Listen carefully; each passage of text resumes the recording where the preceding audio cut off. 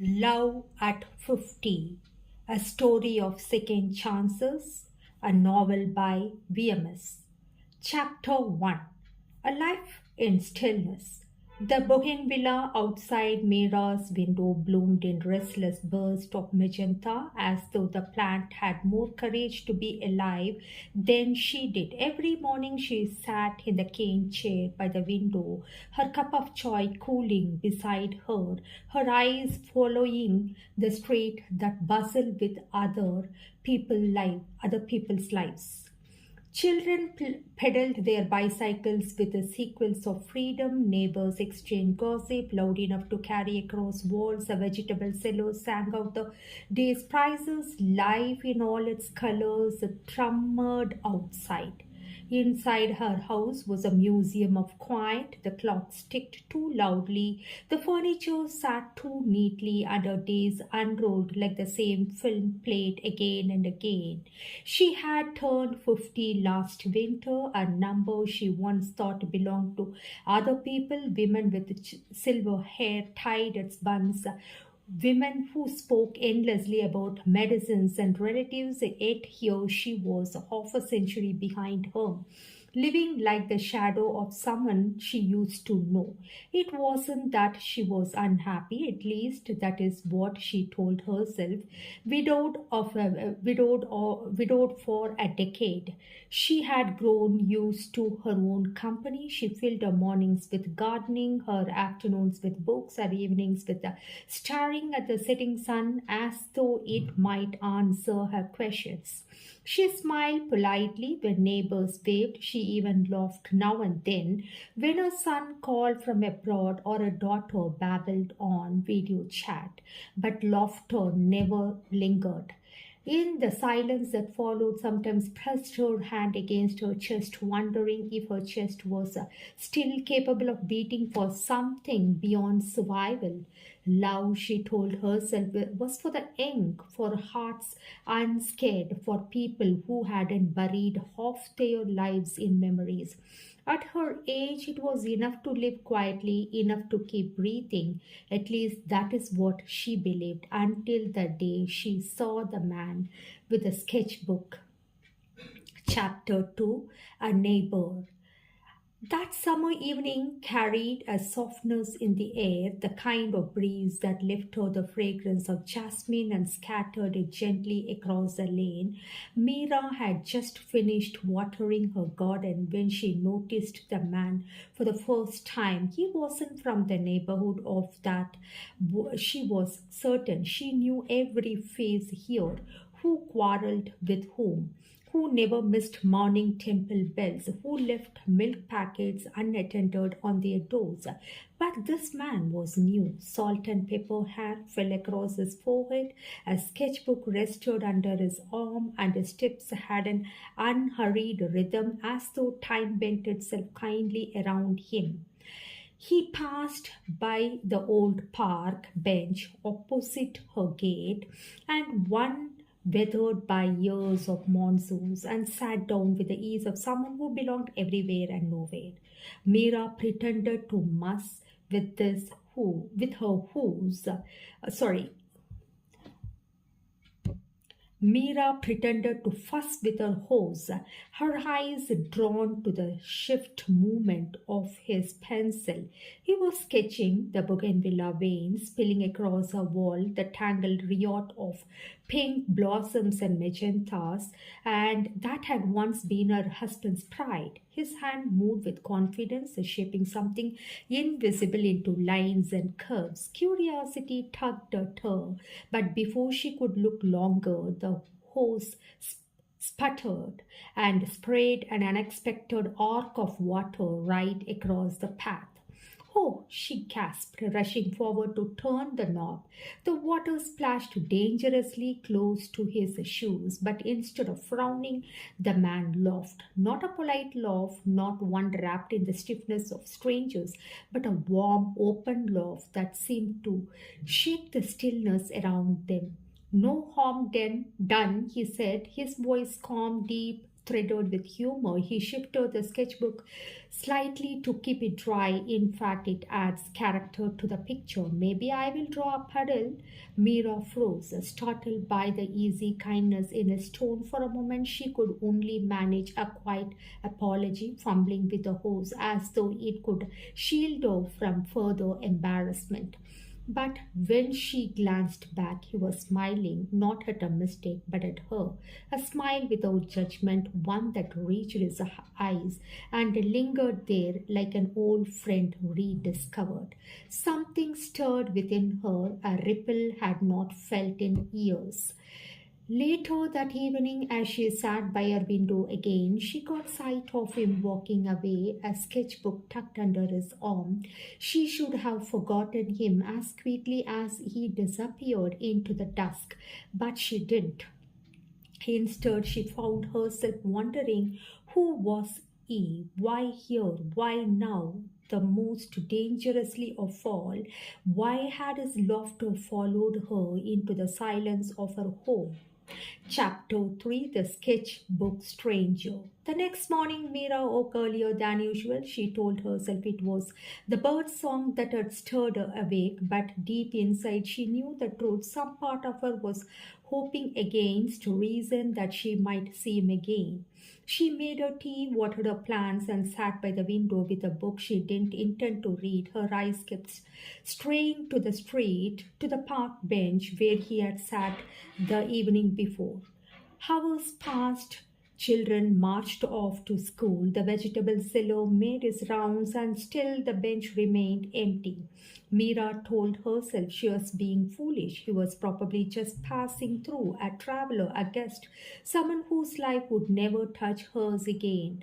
But fate had other plans. That evening, as the sun melted into amber light, she heard footsteps. She leaned forward unconsciously, heart quickening, and there he was, the man with the sketchbook. This time he noticed her before she could look away. He passed, lifted his hand in a smile and a small polite wave, and then, to her surprise, crossed the street. "Good evening," he said, his smile gentle as though they were already acquaintances. Mira nodded awkwardly. "Good evening." He glanced at the bougainvillea, then at her. "Your garden," he said, "is a painter's dream. For me, for sketching it yesterday without asking, I couldn't resist." Her lips curved into a hesitant smile. "It's not mine, really.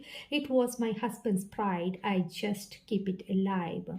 There was a pause, a flicker in his eyes that seemed to understand more than her words revealed. "Then you are doing well," he said softly. "It's not easy keeping something alive." The way he said, the quiet gravity in his tone, made her wonder about the shadows he carried. She gestured to the sketchbook under his arm. "May I see?" He opened it with the reverence of someone handling a sacred object. Page after page bloomed with delicate pencil strokes, trees, rooftops, children at play, and there in the center her bougainvillea in wild, beautiful detail. Mira gasped. "It looks alive." He chuckled. "That's the point, isn't it? To catch life before it slips away." There was something magnetic in his presence, something calm yet deeply human, like a man who had walked through storms and still carried the rain in his eyes. "By the by, I'm Rajiv," he said, finally extending his hand. She hesitated. 50 years of careful manners making her uncertain if such gestures still belonged in her world. But then she placed her hand in his lightly and said, "I'm Mira." Her name on his lips sounded different, as though it carried a new weight, a new possibility. That night, long after he had left, she sat by a window once more, but the silence inside her home felt altered. The stillness wasn't as heavy as before. It was laced with the memory of a smile, a voice, a sketchbook, and for the first time in years, Mira felt the faint stirrings of anticipation for tomorrow. Chapter 4, shared walks. The days that followed carried a quiet rhythm of change. At first, it was coincidence. Rajiv would be sketching on the bench just as Meera stepped out to water her plants, a nod, a smile, a brief exchange about the weather. But soon the coincidences began to feel deliberate. One evening, she found him waiting outside the park gate with two paper cups of chai. The vendor insisted I buy two, he said, eyes glinting with mischief. It wouldn't have been rude to refuse, Mira laughed, though she knew very well that no vendor had insisted on anything. She accepted the cup with warmth seeping into her palms, and together they walked slowly beneath the gulmohar trees, their fairy blossoms carpeting the ground like a trail meant just for them. Their conversations began simply about gardens, about books, about the quiet frustrations of aging bodies. But as days unfolded, so did their words. I used to design homes, Rajiv told her once, sketching on the back of a receipt. Buildings with open courtyards, windows that let in too much light, spaces that breathed. But when my wife fell sick, the house itself felt like a cage, every wall pressed in. His voice faltered, and Meera didn't rush to fill the silence. She only walked beside him, letting the sound of their footsteps bridge the spaces his words left behind. In return, she told him of her husband, how he had courted her with poetry scribbled on the backs of newspapers, how he had laughed too loudly at his own jokes, how his absence had felt like a wound that refused to close. Rajiv listened, not as a courtesy, but with a stillness that told her he valued every syllable. Sometimes they spoke of lighter things, movies they had loved in their youth, the absurdity of technology, stubborn ache in their knees after long walks. Other times they let silence speak for them. It wasn't awkward silence, but a compassionable kind, like two melodies that understood how to pass together. Mira noticed changes in herself. She no longer sat at the window simply to watch others' life.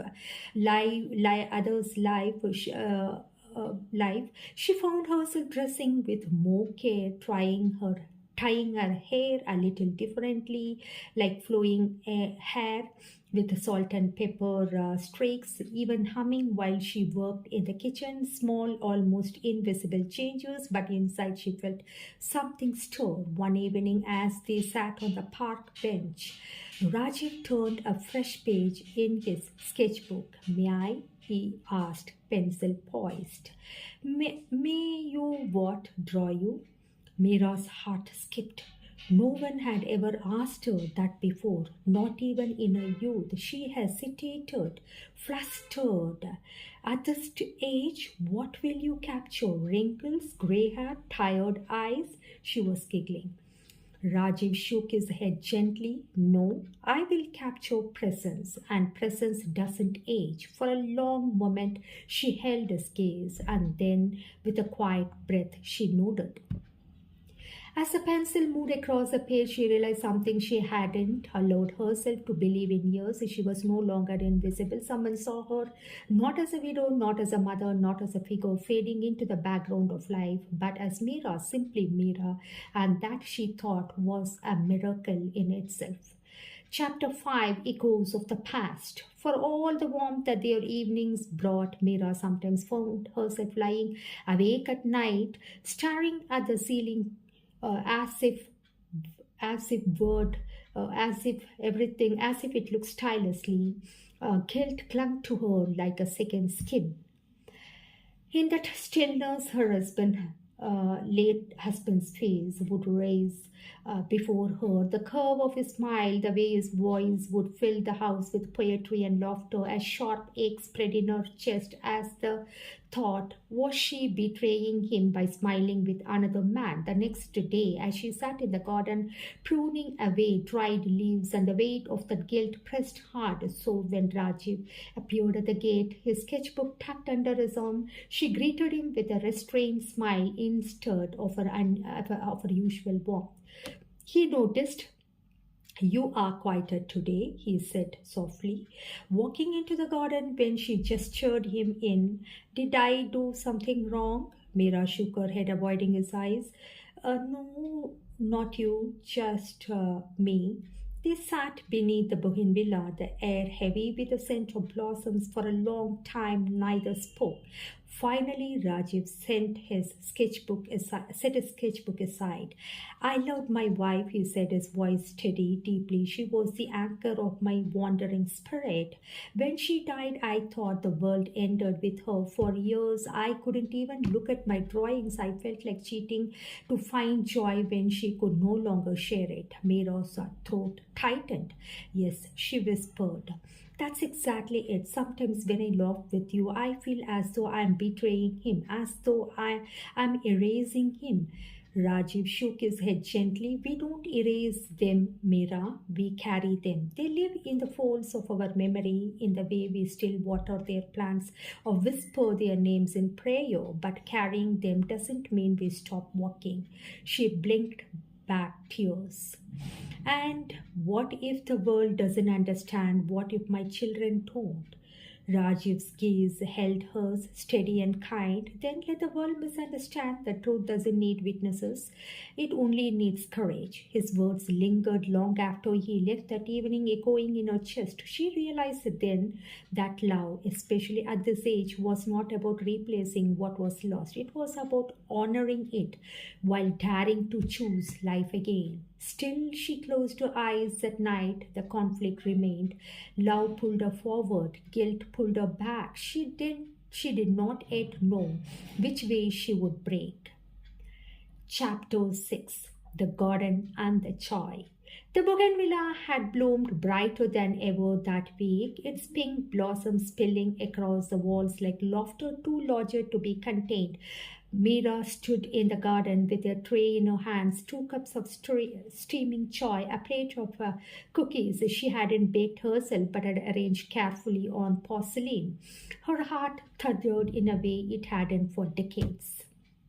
When the gate creaked open and Rajiv entered, his sketchbook tucked under his arm, as always, Mira felt a nervousness that reminded her of her youth. It was ridiculous, she told to herself. She was 50 and not a girl awaiting a suitor, yet the flutter in her chest refused to be silenced. I thought today, she began, forcing calm into her voice, instead of the park, you might sit here in the garden.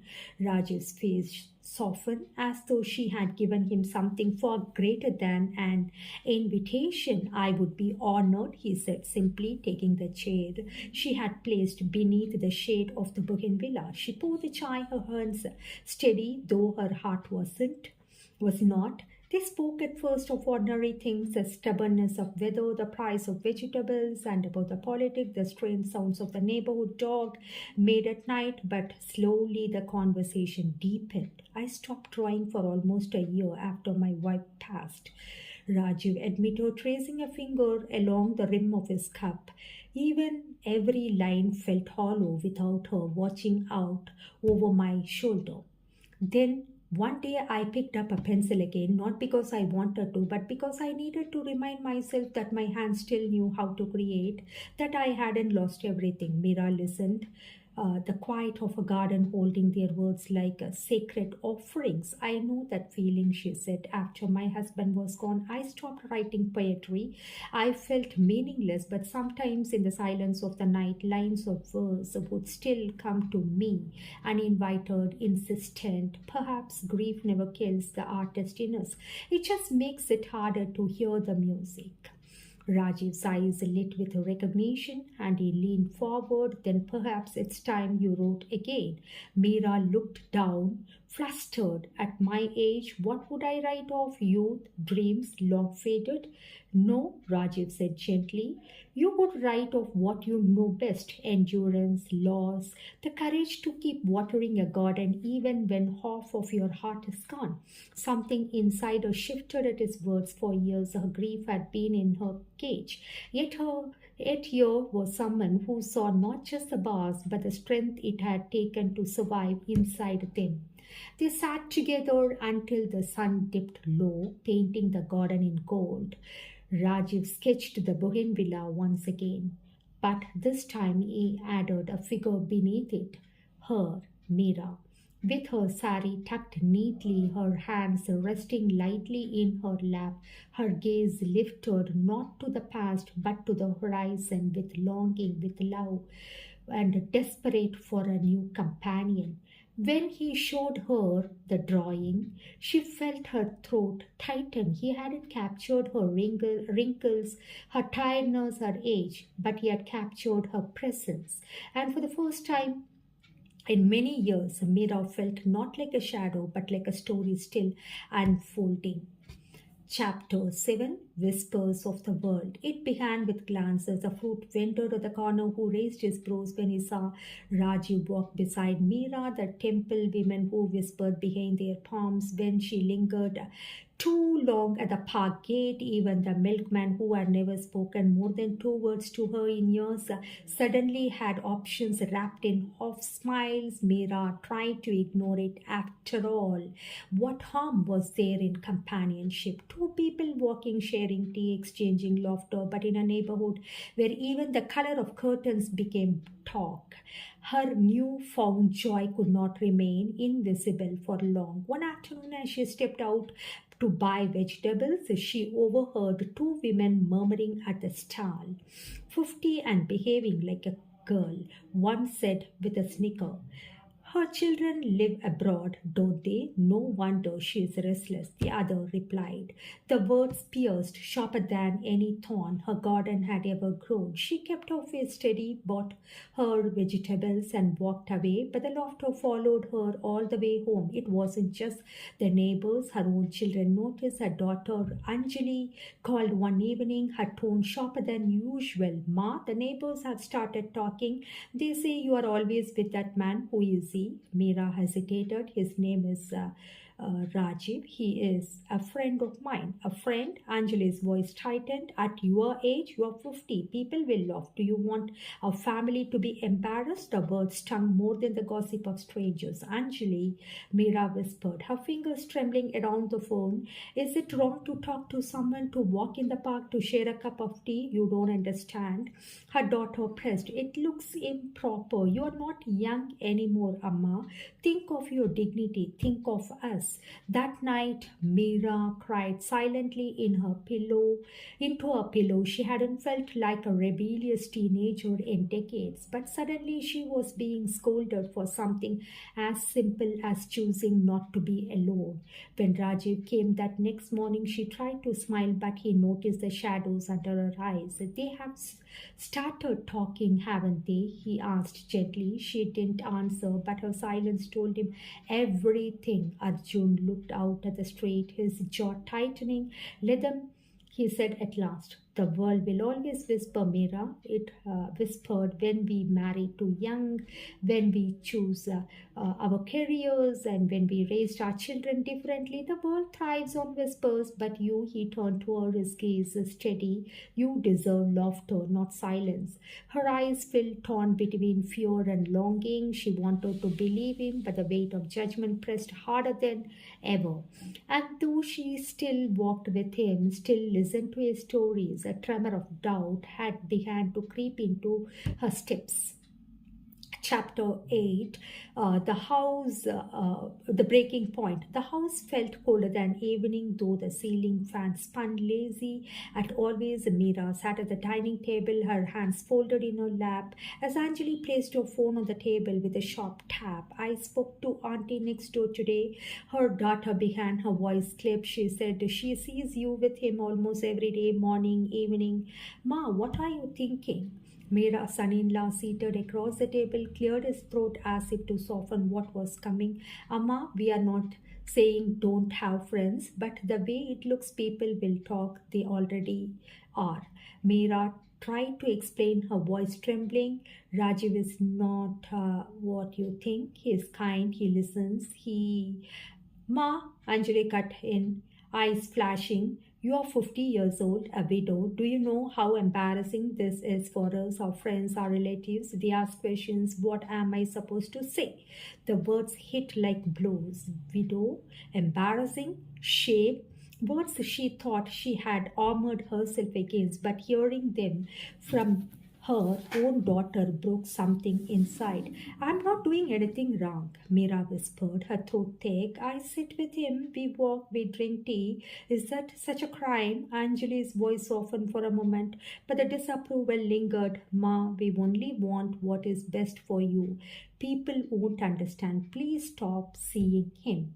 Dinner passed in silence. After that, the clanging of cutlery felt louder than words. That night in her room, Mira pressed her hands to her face and wept. She thought of Rajiv's love, of the way he had sketched her beneath the bougainvillea, of the peace she felt beside. Then she thought of her children, of the faces that carried pieces of her heart, and of the burden that claimed her happiness would bring them. She felt torn into two. The next evening, when Rajiv came to the gate, she did not open it. She stood hidden behind the curtain, watching him wait for a few minutes before walking away. The sight of his retreating figure burned into her chest. For the first time since their friendship had begun, Mira felt the sharp edge of loneliness written. The house seemed darker, the silence heavier, as though life itself had withdrawn in punishment. She lay awake until dawn, one truth hammering inside her. Perhaps love at her age was not meant to bloom. Perhaps the society, children, and judgment would always crush it before it could fully flower. She wasn't sure she had the strength to fight. Chapter 9. The Rainy Confession. The monsoon arrived with a fury that year. Sheets of rain lashed against windows, and the narrow lanes of the colony turned into rushing streams. Mira stood at a window watching the downpour blur the world into silver streaks.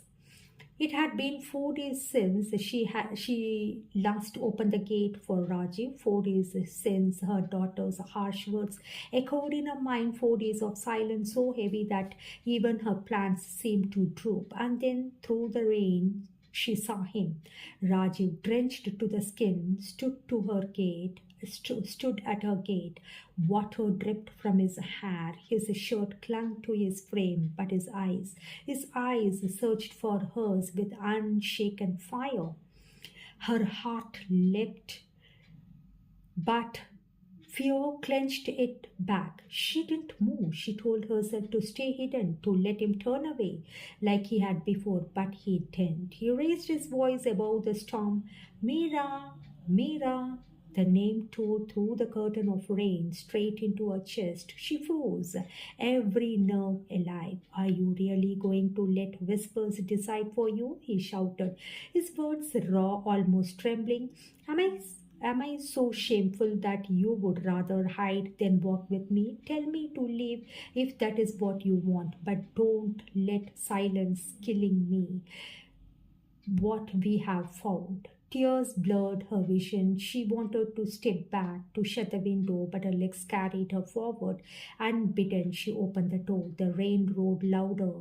As she stepped out, the water soaking her sari instantly. Rajiv's eyes widened when he saw her hair plastered to her face, her hands trembling. You wouldn't have come, she whispered, though her voice betrayed her longing. He took a step closer, his chest heaving. I couldn't stay away, Mira. I have spent years alone convincing myself that companionship was for the young. And then you came with your quiet, your laughter, your tea, your courage.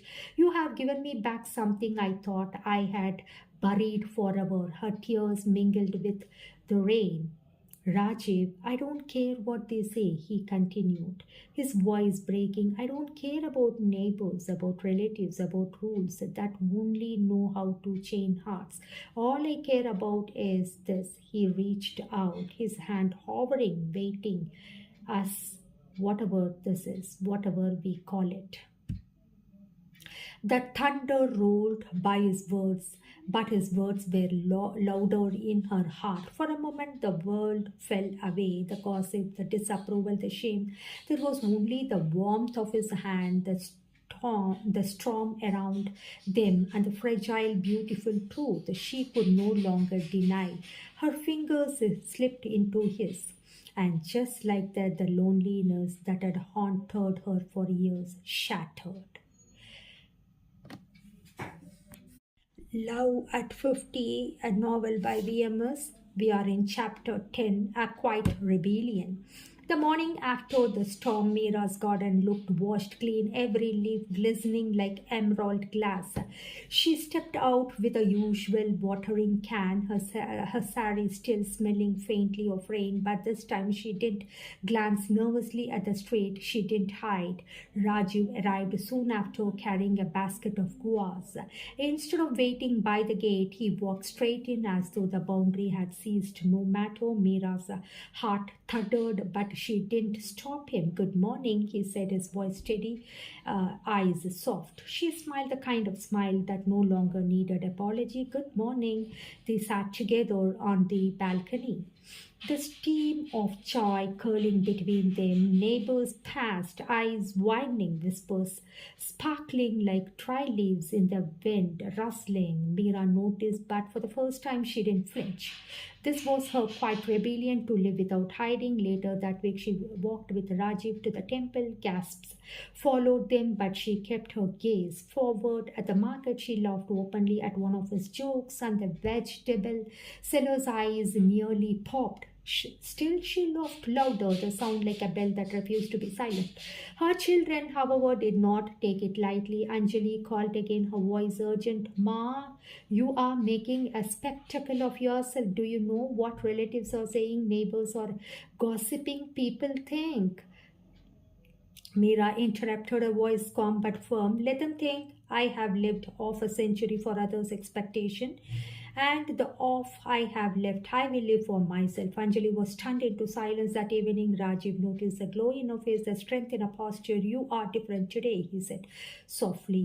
Mira looked at him, the lines of worry finally lifting. "I am tired of being afraid, Rajiv. Love at 50 may not look like the love of 20, but it is no less real. If anything, it is braver." His eyes shone with quiet pride. "Then we walk together no matter how many eyes follow."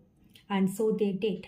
Through gossip, through disapproval, through the narrowing eyes of neighbors, they walked side by side, their souls who had chosen to stop apologizing for wanting joys.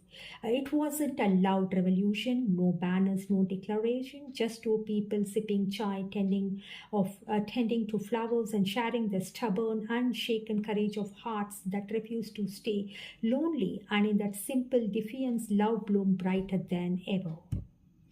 Chapter 11, The Festival of Lights. Diwali arrived with its familiar frenzy, crackling firecrackers, the fragrance of ghee lamps, and the sparkle of marigolds strung across doorways. For years, Meera had celebrated the festival in quiet routines, arranging diyas along her veranda and cooking a modest meal and sitting alone at fireworks painted the sky. But this year was different. Rajiv appeared at a door with a box of sweets and a mischievous grin. "Permission to help?" he asked, holding up a tangled string of fairy lights. Meera laughed, the sound as warm as the diya flames. "You will only make a mess, then we will make a mess together," he replied, already climbing the ladder to string the lights across a gate. As dusk fell, her house glowed brighter than ever. It had diyas lined the steps, fairy lights blinked like stars, and the veranda filled with the aroma of fresh laddus. Neighbors peeked over walls, their whispers raising with the smoke. But Meera didn't shrink back. She stood beside Rajiv, offering sweets to passing children, her face illuminated by the golden light. It wasn't long before her family arrived. Anjali, her husband, and the children stepped through the gate, their expressions caught between awe and disapproval. "Ma," Anjali said, her tone stiff, "you didn't tell us you had invited him." Meera's smile didn't waver. "Well, this is Rajiv, my friend. You have heard of him, haven't you?" The word friend lingered, simple yet powerful. Rajiv bowed slightly, offering the sweet box. "Happy Diwali." The children, sensing no boundaries, accepted the sweets eagerly, their laughter breaking the heavy air. Even Anjali's husband managed a polite note. But Anjali herself stood stiff, her gaze sharp. After dinner, when the fireworks began, Rajiv stepped back to let the family be together. But as Meera walked him to the gate, he paused. "You don't have to explain me away. He murmured, not as a secret, not as a shame. Mira's eyes softened. I'm not explaining. Tonight I lit every lamp in this house without fear.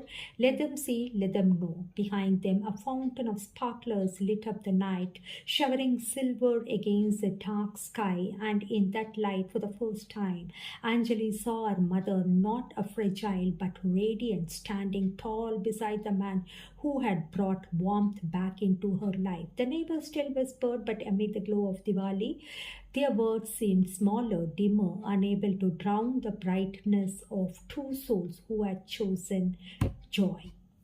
Chapter 12, Shadows, written that morning, and after Diwali, the next morning after Diwali, the house still smelled of smoke and sweet ashes from fireworks scattered the lane.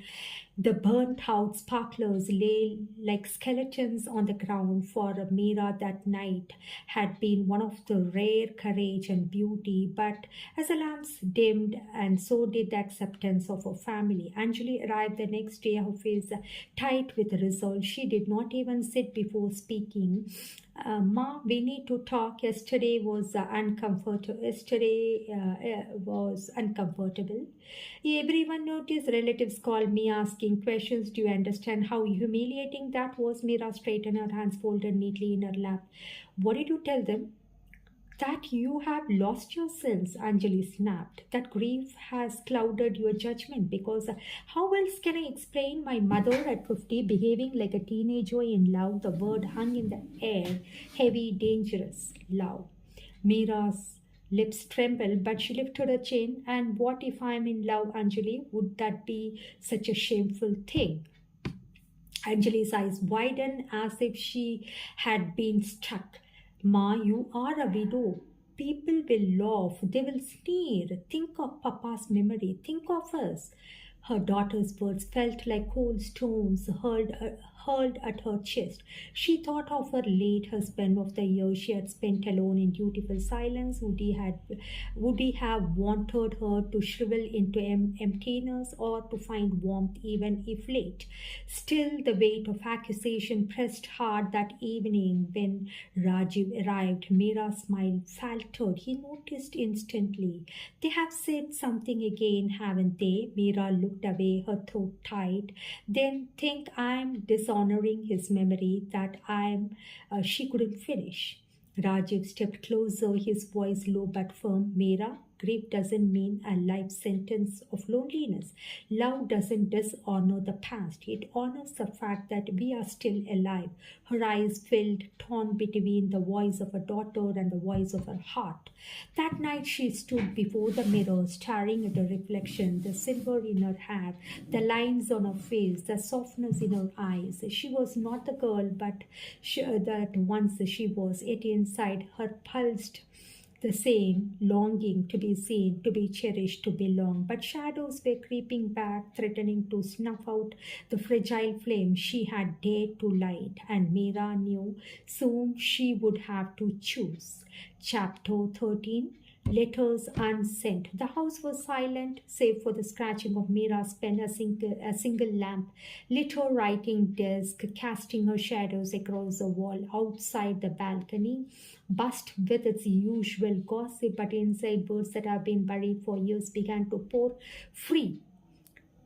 She began with her children. My dear Anjali, she wrote, her handwriting neat but trembling. I know you think I am shaming you, but understand this. I was a wife, a mother, a dutiful daughter-in-law. I gave all of myself to roles others expected of me, and now I am simply trying to be Meera, not for the world, not even for Rajiv, for me. She passed, the ink pooling at the edge of the word. A tear fell, smudging the paper. She set it aside and began another. To my son, Raj, she wrote, you always said you wanted me to be happy. If that is true, then don't let society's eye blind you.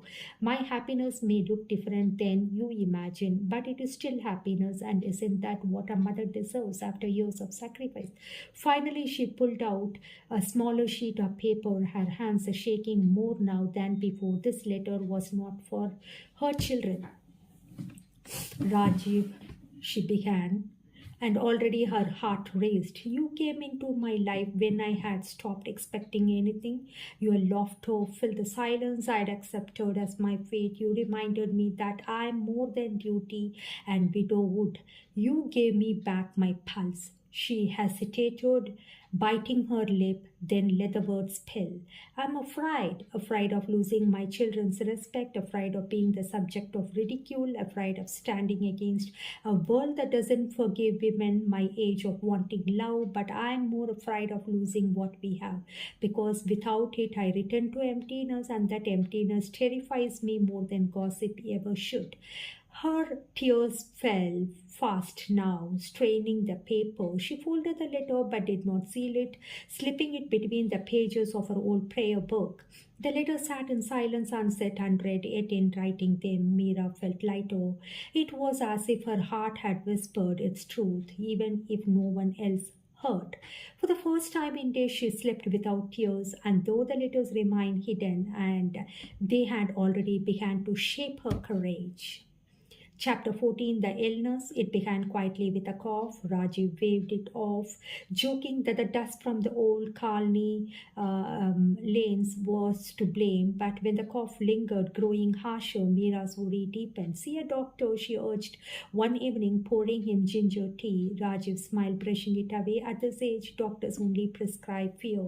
I'm fine, Mira, but she noticed the way he sometimes paused mid-walk, catching his breath, the tiredness in his eyes after climbing the stairs, a faint tremor in his hands as he held the cup. One morning when he did not come as usual, Mira's heart pounded. Hours passed, and finally she could not bear it. She walked to his small apartment down the lane, knocking until the door opened slowly. There he was, pale, leaning heavily on the frame.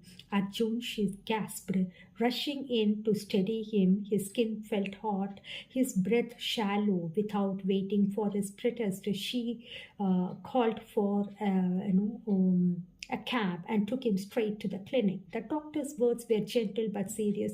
A chest infection worsened by neglect. Nothing fatal, but not to be ignored either. That night, Mira sat by his bed, feeding him warm broth. For the first time, the roles felt reversed. She, the caretaker, he, the fragile one. Why did you tell me? She asked, her voice breaking. Rajiv looked at her with tired eyes, but a faint smile touched his lips. But because I didn't want to be your burden, you are carried enough in life. You have carried enough in life. Her tears spilled freshly. You are not a burden. Don't ever say that again. For a long moment, they sat in silence, a soft ticking of the wall clock, the only sound. Then Rajiv whispered, Do you see now, Mira? Why I never thought love was for us at this age. Life is too fragile, too fleeting. She clasped his hand tightly. That is exactly what is matters, because we don't have for forever, we have now.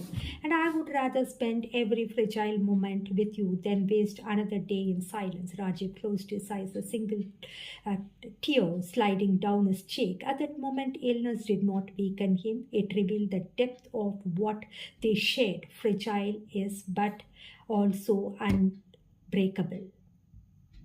Chapter 15. When the children return, news travels quickly in families, faster than love, faster than truth.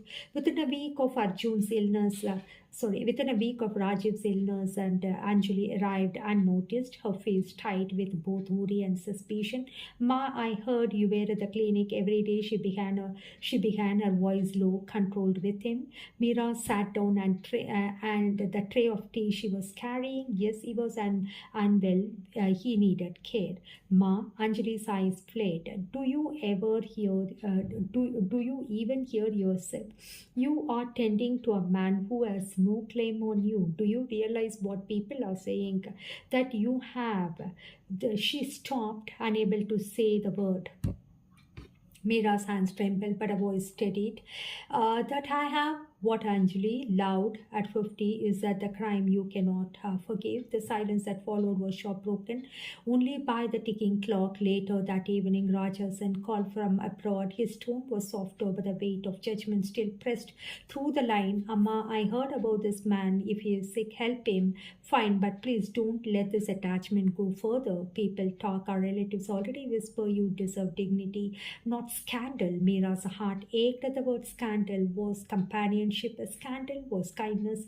Or was it only scandalous because she was no longer young, no longer what society considered deserving of love? That night she visited Rajiv again. He looked better, color returning to his face, a cough erasing, but the worry in his eyes mirrored hers. They know, she whispered, sitting beside him. My children, the gossip has reached them. Rajiv sighed, his shoulders heavy, and now they will hate me. No, Meera said firmly, though her voice cracked. They don't hate you, they just don't understand. They see love as a privilege of the young, as if age steals out right of joy. Rajiv reached for her hand, then let them think what they will. Meera, if you must choose between me and your children's peace, choose them. I won't hold it against you. Her eyes burned. Don't say that, Rajiv. Don't ever ask me to return to emptiness. For a long moment, they sat in silence, two souls weighed down by the invisible chains of duty and love. Outside, the neighborhood bustled with the usual noise, vendors shouting, children laughing, cycles rattling. But inside the small town, Meera felt as if the whole world had narrowed to a single impossible choice, her children or her heart, and she didn't know if she could bear or to lose either. Chapter 16, The Ultimatum. The confrontation came on a Sunday when the house should have smelled of a sambar and echoed with the clatter of vessels. Instead, the air was heavy with the silence as Anjali and Raj sat across from their mother. Their faces solemn, their words rehearsed. Ma, Anjali began, a voice crisp. We need clarity. This friendship had gone too far. Neighbors talk, relatives call. Frankly, it's affecting our lives. People question our values because of what you are doing. Raj added gently. We are not against your happiness, Amma, but this is not the way. At your age, it is unbecoming. Unbecoming, the word silent through Meera. She set down her glass of water, her hands trembling, but her eyes steady. So you have come with a decision already made. Anjali leaned forward. Yes, end it, Ma, please. Stop seeing him for your dignity, for Papa's memory, for us. Meera's breath caught, and if I don't, her daughter lip tightened. Then you leave us no choice. We will step back. We cannot support this. You will lose us. The words felt like thunder, louder than any Diwali firecracker, heavier than any monsoon storm. For a long moment, the room was silent, only the fan creaking above. Mira looked at her children, their faces so familiar, carved from her own blood, her own sacrifices, and yet in this moment they felt like strangers dictating the terms of her very existence. She rose slowly, her voice calm but edged with steel. You asked me to choose between my children and my heart. Do you realize what cruelty that is? I gave you my youth, my strength, my years, and now when I ask for nothing but a little companionship, you call it shame. Anjali's eyes softened for a flicker, but Raj shook his head. We only want what is best for you. Mira's lips trembled, but how words rang clear. No, you want what is easiest for you. Her children left soon after, their silence heavier than their arguments. That night, Mira sat in a garden, the lamps flickering in the warm air. Rajiv came quietly, sensing the storm within her. They have given me an ultimatum, she whispered, her tears finally spilling. Them or you. Raj's face tightened, but his voice was gentle. Then choose them, Mira. I will not be the reason you lose your children. She shook her head fiercely, clutching his hand. Don't ask me that, Rajiv. Don't make me choose. I have already been split in two for too long. The night carried her sobs into the quiet lanes, while inside her heart a war raged between duty and love, past and present, blood and soul. And for the first time, Mira realized the choice might break her, not no matter which way she turned. Love at 50, a novel by VMS. We are in chapter 17. The days that followed were heavy like monsoon clouds that refused to burst. Mira went through the motions of her life, watering plants, sweeping floors, boiling milk, but inside a storm brewed louder than outside. Her children's ultimatum echoed with every tick of the clock, end it or lose us. Rajiv's plea whispered at night, choose them, Mira, don't lose your children for me. But in the silence of her room, she heard her own heart asking the one question no one else did, and what about me? On the fifth evening, the dam broke. Anjali arrived again, determined, her voice hard. So, Ma, have you decided? Will you stop this nonsense? Mira looked at her daughter, her child, her blood. But instead of shrinking, something inside her rose. She stood straighter, her voice trembling but clear. Yes, I've decided, Anjali. Anjali exhaled in relief. Good, I knew you would understand. No, Mira cut her off, her tone sharp and shaken. I've decided that I will no longer live my life for others' comfort, no longer for neighbors, not for relatives, not even for you or Raj. The room went still. Anjali's eyes widened. Ma, how can you? How can I not? Mira's voice cracked, then steadied with fire. I gave your father my youth. I gave you both my strength, my years, my everything. And what do you give me in return? Rules, conditions, ultimatums? I'm not ashamed of love. You are ashamed for me, and I will not carry the shame any longer. Tears welled in Anjali's eyes, but anger fled just as quickly. So you choose him over us. I choose myself, Mira said firmly, and yes, he is part of the choice because he reminds me I am still worthy of laughter, still capable of joy. The silence that followed was suffocating. Anjali's breath hitched, her face pale before she turned and left without another word. Mira sank into a chair, her whole body trembling. For the first time, she had spoken her truth aloud, not just in secret letters or stolen whispers. It terrified her, it freed her. That night when Rajiv arrived, she told him everything. He listened, his face etched with both pride and worry. They may never forgive me, she whispered. Rajiv took her hand gently, pressing it to his heart. Then let me spend whatever years I have left proving that your choice was worth it. For the first time in weeks, Mira did not feel torn. She felt whole, fragile, yes, but whole. And the storm inside her finally broke, not in despair, but in defiance. Chapter 18, the quiet aftermath. The house felt different, not louder, not busier, not quieter, as if the walls themselves had been wounded by the words spoken within them. For days, Anjali's abrupt departure, there were no calls, no visits. The phone, once buzzing with the children's reminders and casual check-ins, lay cold on the side table. Mira noticed the absence everywhere. No little arguments about groceries, no teasing about her garden obsession, no questions about medicines or doctor's appointments. Silence had replaced them all. At first, emptiness gnawed at her. She paced the rooms, sat by the window, listening to footsteps that never came at night. She stayed at the ceiling, wondering if she had been selfish, if she had just severed her own roots, if she had just served his own roots. But when Rajiv came, as he always did, not with grand gestures but with quiet presence, one morning he arrived with the steaming cups of filter coffee. He set one before her and said, "Let's drink it in the balcony today. The bougainvillea is blooming." It was such a small thing, but when she stepped onto the balcony and saw the pink magenta blossoms spilling like laughter against the railing, something inside her softened. Life hadn't entered. It was still moving, still offering its little joys. They began to share a rhythm, early walks in park, evenings with music, Sundays at the temple, when they sat in the back and noticed, but together people still whispered. But Mira found she cared less each day. One evening, while folding sari, she caught herself humming a tune she had not sung in years. The realization startled her. It wasn't that her children no longer mattered, it was that she mattered too. Yet the ache lingered. Even festival felt incomplete without Anjali's laughter or Rat's booming voice. Every silence from them was another reminder of the price she had paid. One night she confessed it to Rajiv. They may never forgive me. Perhaps I have lost them forever. Rajiv held her gaze gently, or perhaps love just takes longer to understand than duty. Children too must grow. Meera sighed, her heart caught between ache and hope.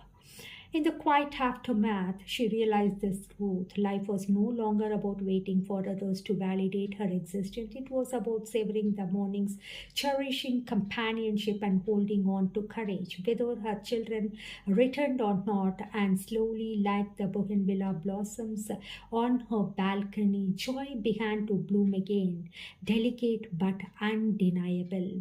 Chapter 19, The Festival Without Them. The calendar turned, and with it came Diwali the next year, the festival that once meant chaos, laughter, overflowing trays of sweets and happiness. For years, Meera's home had been the gathering point. Raj would set off the first string of crackers at dawn. Anjali would fuss over the rangoli patterns, and her grandchildren would run about with the sparklers, filling the night with their innocent joy. This year, the house was still. Meera rose before dawn, out of habit, lit the lamp before the tulsi, and tried to ignore the hollow ache in her chest. The neighbor's house rang with children's laughter and with a sharp crackle of crackers bursting in the street. Her home, in contrast, felt like a temple after prayers, empty echoes, sacred but lonely. She tried to distract herself, preparing sweets, setting out diyas, arranging flowers, but every act seemed incomplete without the chorus of voices she once lived for. By evening, as twilight fell, she lit the row of lamps outside her home. The soft golden glow trembled against the darkness, fragile but resolute. She stood there, wondering if this was how her life would always be, half lit, half shadowed. But then she heard footsteps. Rajiv appeared at her gate, holding a box of sparklers and a packet of sweets. Diwali wishes, Meera, he said softly. His smile carried warmth that pierced the chill inside her. Together they lit the sparklers, their faces glowing in the light. For a moment, Meera felt the years fall away, the giggles of childhood and thrill of youthful festival, the joy of being alive. She laughed, truly laughed, and Rajiv's eyes shone at the sound. Later, they sat on the veranda sharing laddus and memories. Rajiv spoke of his late wife, the way she used to braid jasmine into his hair just to tease him. Meera spoke of her children's antics, of Raj's endless love for fireworks, Anjali's obsession with perfect symmetry in Rangoli. And there were tears, but there was also gratitude. When the last lamp flickered now, Meera whispered, I thought today would break me, but instead it reminded me that love can take more forms. Even if my children are not here, my heart is not empty. Rajiv reached for her hand. Because you have chosen to keep it open. The festival had not been what it once was, but it had given her something new, the courage to celebrate life even in the face of absence. And in the quiet night, Meera realized that light was not just outside in the rows of diyas, it was within her, steady and wavering. Meera realized that light was not just outside in the rows of diyas, it was within her, steady and unwavering. Chapter 20. A letter arrives. The week after Diwali, life settled back into its quiet rhythm. The lamps were put away, the sweet shade with the neighbors, and the streets cleared of cracker papers. And yet inside Meera, glow of festival lingered like embers refusing to die. One afternoon, as she returned from the temple, she found an envelope slipped under her door. Her heart stilled when she saw the familiar handwriting. It's Anjali's. For a long moment, she could not move. Her hands trembled as she picked it up, holding it as though it was something fragile, alive. Should she open it at once or wait, savoring the possibility before the word shattered her hope? At last, she sat by the window, sunlight spilling across her lap, and folded the letter. Ma, I don't know how to begin. I'm still angry, still hurt. I feel as though you have betrayed us, betrayed Papa's memory. But during Deepavali, I could not stop thinking of you. The house felt incomplete without you, Amma, without your hands making sweets, without your voice guiding us in the puja. I don't understand your choice, Mom, but I cannot stop loving you. You are my mother. That bond doesn't break even if my heart does. Anjali. The words blurred as tears filled Mira's eyes. She pressed the letter to her chest, sobbing silently. It wasn't forgiveness, not it, but it was not rejection either. It was a bridge, shaky, narrow, but there. That evening, she showed the letter to Rajiv. He read it quietly, then looked at her with gentle pride. See, the heart bends before it breaks. Give them time, Mira. Love always finds its way back. For the first time in weeks, Mira allowed herself to hope. The silence had cracked, and though it slipped a small tender light, she wrote a reply that night, her hands trembling as she penned the words, My dearest Anjali, I have never betrayed you or your father. I only found a piece of myself I thought was lost forever. I love you more than my own breath. I will always be here when you are ready, Amma. When she sealed, when she sealed the envelope, her heart felt lighter than it had in months. She didn't know if her children would accept her choice, but she knew now that love, hers for them and theirs for her, was too deep to vanish. It could bend, it could not strain, it could ache, but it would not vanish. And that truth gave her the courage to wait with patience and with hope. Chapter 21, Small Steps Back. The letter had cracked the silence. It did not heal everything, but it left a door ajar. And for Mira, that was enough to let hope flutter inside her chest.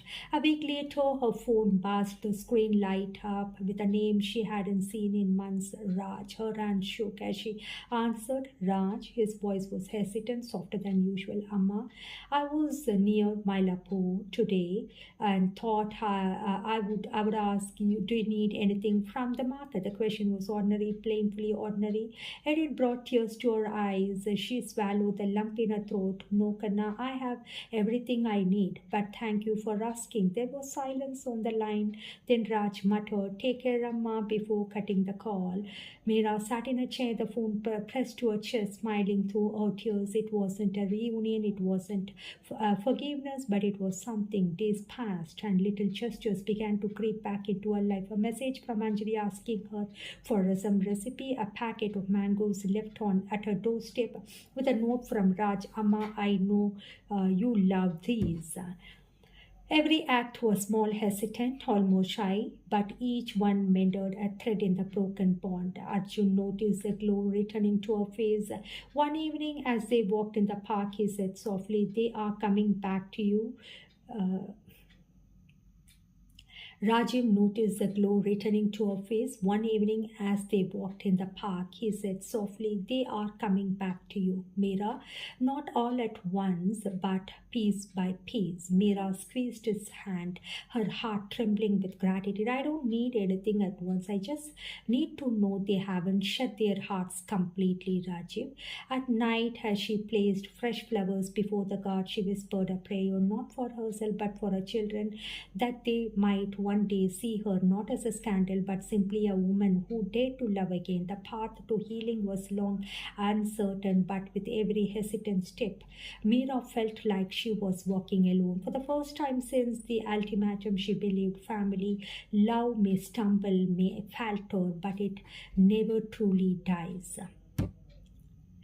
Chapter 22, An Unexpected Visit. It was Sunday morning, bright and warm. When the knock came, Meera was in the kitchen grinding. When the sound startled her, visitors had become rare these days, and wiping her hands, she opened the door and froze. Anjali stood there, her daughter's eye darted nervously as if unsure whether she should have come at all. In her hands, she held a box of sweets. Ma, I thought it's been long, Ma. May I come in? Meera's heart leaped, but her voice trembled. Of course, Kana, always. They sat in the living room, the silence awkward, heavy. Anjali glanced around, noticing the fresh flowers on the table, the books stacked neatly, the faint trace of music drifting from the radio, and then she noticed him. Rajiv was on the veranda watering the plants. His presence was calm, natural, yet Anjali stiffened. Ma, she whispered, her tone uneasy. He is here. Meera's breath caught for a moment. Fear threatened to choke her, but then she steadied herself. Yes, he is here. He is part of my life now. Anjali's jaw tightened. She turned away, her fingers clutching the edge of her sweet box. And for a long, tense moment, no one spoke. Then Rajiv stepped inside, wiping his hands with a towel. He paused when he saw her. Namaste, Anjali, he said softly, his voice respectful, almost hesitant. I know I have no right to ask for your acceptance, but I hope someday you can see that I mean no harm to your mother. She deserves companionship, not loneliness. That sincerity in his words hung in the air. Anjali looked at him, her eyes conflicted, anger, sorrow, confusion, all warped within her. She opened her mouth, closed it, then finally whispered, I don't understand this, Ma. I don't know if I ever will, but I can't keep staying away either. She stood, placing the sweet box on the table. I came because I missed you. Tears spilled down Meera's cheek as she pulled her daughter into a trembling embrace. For a moment, I don't matter what Anjali thought of Rajiv or love at 50. For a moment, they were simply mother and child again, clinging to each other after too long apart. Rajiv stepped back quietly, giving them space, his eyes moist but smiling. He knew acceptance would not come overnight, but this visit was a beginning, and the beginnings were all that love needed to grow. That night, as Meera lay in bed, her heart full, she whispered to herself, bridges take time to build, but today one stone was laid. The final chapter, love's gentle triumph.